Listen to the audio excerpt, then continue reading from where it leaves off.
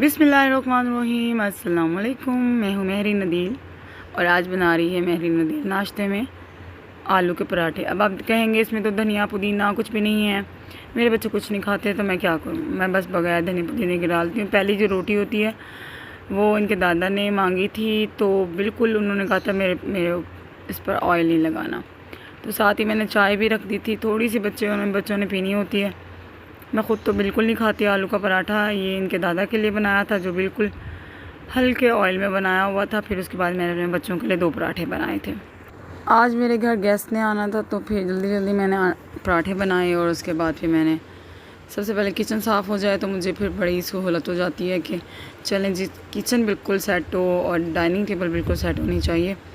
तो उसके बाद फिर मैंने फ्रिज में सूरत हाल देखी और मैंने लगाई थी बोतलें, कि वरना मैं वैसे आम रूटीन में बहुत कम मंगवाती हूँ।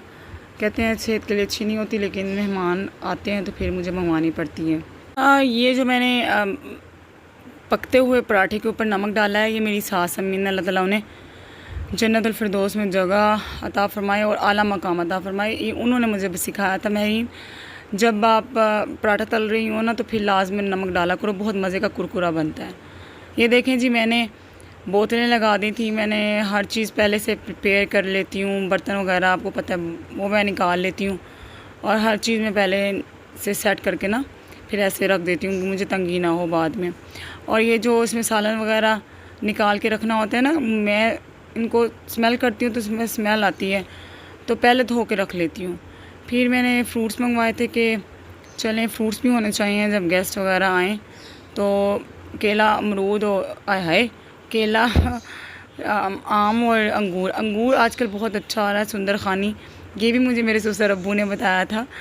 अल्लाह ताला उनको भी जन्नतुल फिरदौस में जगह अता फ़रमाए, आला मकाम अता फ़रमाए। उन्होंने मुझे बताया था कि लंबा वाला जो अंगूर होता है ना, मेरा पुत्र वो सुंदर खानी अंगूर होता है। तो फिर मुझे पता चला था, वरना मुझे तो कोई नहीं पता था, कोई वैरायटी मुझे नहीं पता थी। वो मुझे बताया करते थे, कोई चीज़ लेकर आया करते थे, मुझे बिठा लेते थे अपने पास और कहते थे ये इसका नाम ये है और ये वाली चीज़ ये है, ऐसे है। तो आजकल बड़ा अच्छा सुंदर खानी अंगूर आया हुआ है और ये सबसे महंगा भी होता है और सबसे टेस्टी भी होता है। आजकल मैं फ़ेसबुक पे अक्सर पढ़ा करती हूँ कि लड़कियाँ पूछ रही होती हैं कि सास को आगे बैठना चाहिए गाड़ी में शोर के साथ या बहू को आगे बैठना चाहिए। लेकिन मैं आपको सच बताऊँ, मैं तो अपनी सास को ख़ुद अपने आगे बिठाया करती थी। क्या है, अगर माँ अपनी बेटे के साथ बैठ जाएगी और खुश हो जाएगी ना तो हम बाद में बैठ जाएंगे। हमें तो बहुत मौके मिल जाएंगे। अगर हम थोड़ा सा वक्त अपनी सास के साथ अच्छा गुजारने के लिए उसे आगे बिठा देंगे तो उसमें हर्ज ही क्या है। तो मैं तो हमेशा अपनी सास को आगे बिठाया करती थी और अल्हम्दुलिल्लाह मेरे साथ मेरी सास का बहुत अच्छा टाइम गुजरा है, बहुत ही अच्छा, अल्हम्दुलिल्लाह। ये इनके बाबा मुझे ज़बरदस्ती लेकर जाते हैं। अगर मैं कोई चीज़ लेनी हो तो वो कहते हैं कि चलो जी उठो जल्दी से हम वो काम निपटा कर आ जाएं। मैंने कुछ चीज़ें लेनी थी, अपने बच्चों के लिए भी लेनी थी, तो फिर बच्चों को लेकर गई हूँ और वो काम निपटा कर मैं वापस ले आई हूँ।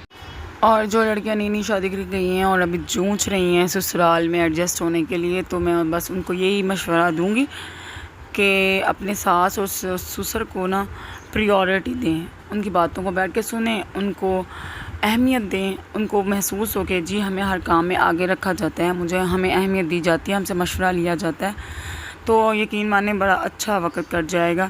मेरा भी ऐसे ही अल्हम्दुलिल्लाह बहुत अच्छा वक्त गुजरा है अपनी सास के साथ। मुझे नहीं याद पड़ता कि कभी मेरी सास ने मुझे उफ़ भी कहा हो या मैंने कभी पूछा हो। रोज़ाना जब मैं सुबह नाश्ता करने के बाद पूछा करती थी कि आज मैं क्या बनाऊँ, तो मेरी सास अम्मी कहती थी जो तेरा दिल चाहे मेरी धी वो बना ले। मुझे नहीं याद पड़ता कि मेरी कभी सास ने मुझे कभी टोंट भी किया हो इस तरह से। तो मेरा तो अल्हम्दुलिल्लाह बहुत अच्छा वक्त गुजरा है बस अपनी सास।